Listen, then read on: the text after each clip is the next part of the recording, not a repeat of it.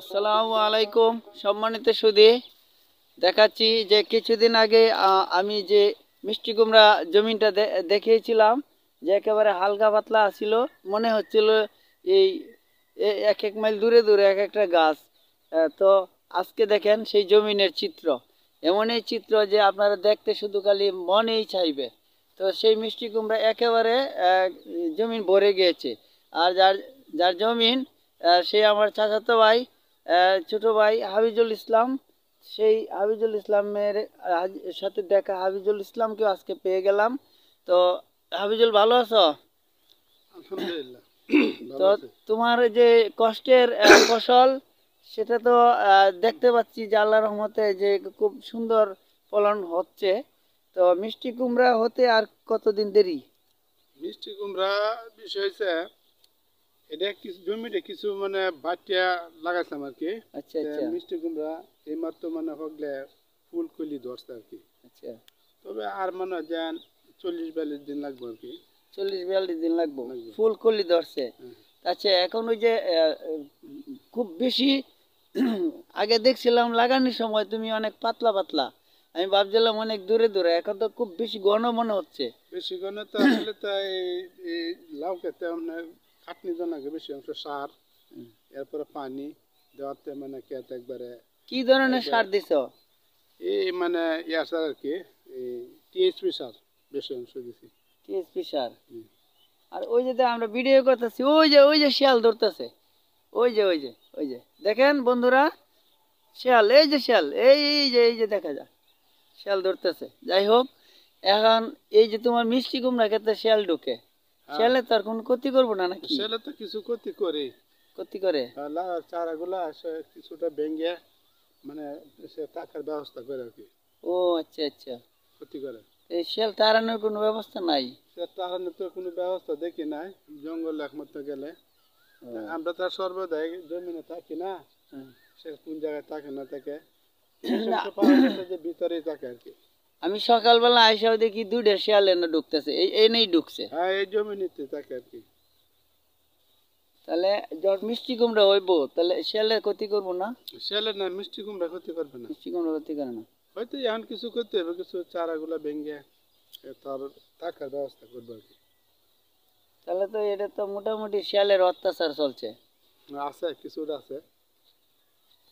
যে শিয়াল তাড়ানির কিছু উদ্যোগ নিবা। শিয়াল আছে, শিয়ালের তো আর ঘর বাড়ি নাই, এখন তো এরা তো আর বুঝতেছে না যে আমি জমিন ক্ষতি করতেছি, ঠিক না? মিষ্টি কুমড়ার মধ্যে কিছু কমই থাকে, এটার মধ্যে এই পাতার মধ্যে কিছু মানে ধার ধার আছে। এই পাতা একটু ধরে দেখো তো। এই যে পাতা, এই পাতার মধ্যে কিছু ধার ধার, কিছু ভাবসাব আছে। হ্যাঁ হ্যাঁ, ও এই জন্য মিষ্টি কুমড়া খেতে কম থাকে। এই জন্য কিছু কম থাকে আছে।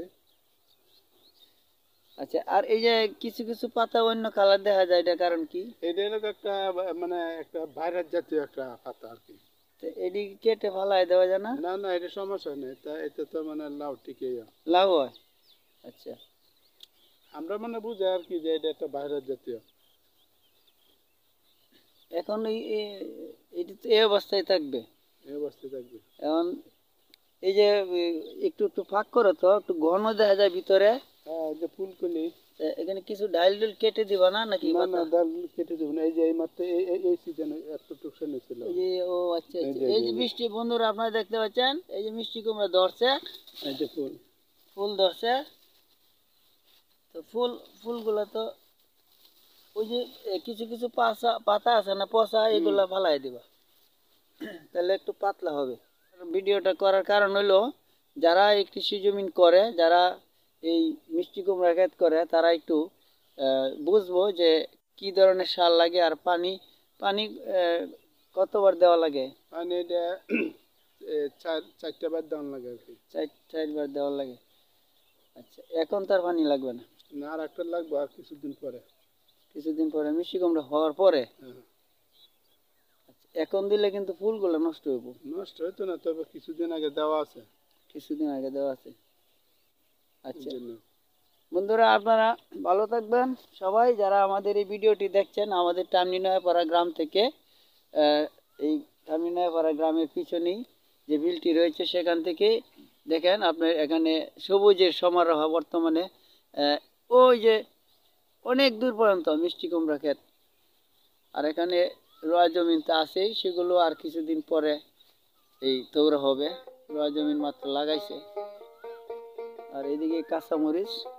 আসলে মানুষ এখন যে এই কুপোষিল করতে অভ্যস্ত হয়েছে, আগে এই সব জমিন এমনি পড়া পড়ে থাকতো, ঠিক না? এই এক সিজনে কিছু দান করলে করছে, আর নাহলে সবসময় খালি আমরা খেলাধুলা করতাম। একটু ভালো থাকবেন। যারাই কৃষি জমিন, যারা কৃষি করতে ইচ্ছুক, তাদের জন্য ভিডিওটা অবশ্যই ভালো লাগবে। আর দেশের বাইরে যারা রয়েছে তাদের জন্য আশা করি ভিডিওটি ভালো লাগবে। শুভকামনা রইল। আল্লাহ হাফেজ।